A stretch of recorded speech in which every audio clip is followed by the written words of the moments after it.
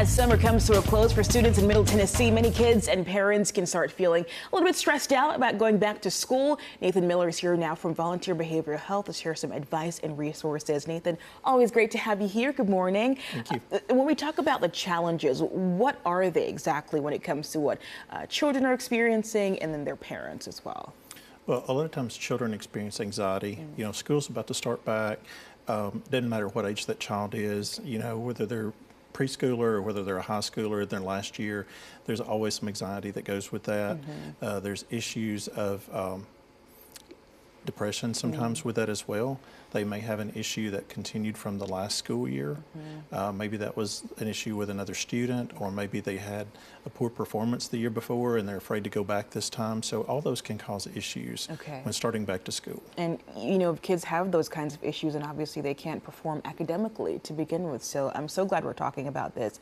Now, when it comes to children with special needs, what should parents be keeping in mind? Well, I think one of the things that if you have a child with special needs, make sure their IEP or their individual educational plan is up to date. Make sure that you address that with the staff, you know, with their new teacher, the principal, whoever that person needs to be, school counselor, so that those things can be implemented and everyone is on the same page when school starts. That will make it a lot easier if there are concerns and issues throughout the school year. And what about if they have, you know, behavioral issues or they're dealing with something like bullying at school? With bullying, of course, you know, always make sure that you talk with your child. You're very supportive of your child. Ask how their day went. Ask if there's any issues or anything that you can help them with. As the parent, always be supportive of them and let them know that the school staff are there to be supportive of them as well. And those will help go a long way toward that. What are some of the signs that you should be looking for? I'm jumping backwards a little bit. To know that your child is having anxiety issues or that they're struggling with the idea of going back to school?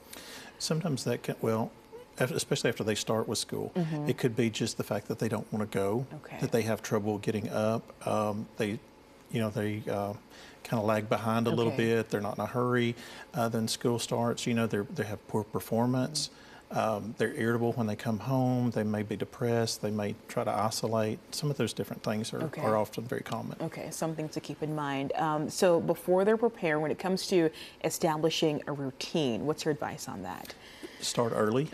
Don't wait till the last minute. You know, don't wait till the night before to make sure your children are going to bed and in a routine.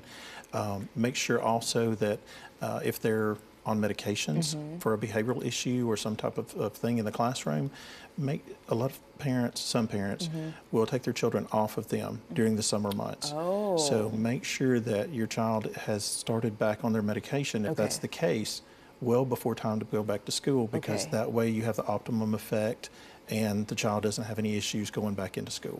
And when it comes to, I wanted to get, there's so much good advice to squeeze in here with our little bit of time, but when it comes to resources such as, you know, helping kids to prepare for school with supplies and things like that, what's your advice there?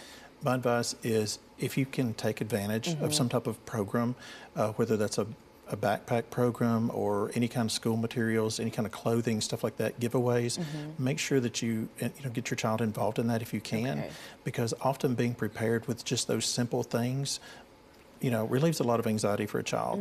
Because when they go in, I don't have this, you know, the other person beside me has this, I don't have it, you know, and that way you can be prepared. The child is happier, they're more at ease in the long run. All right, Nathan, great advice. As always, thank you for being here. Folks, we did not get to all of your advice, but we'll add it on our website. Just go to WKRN.com.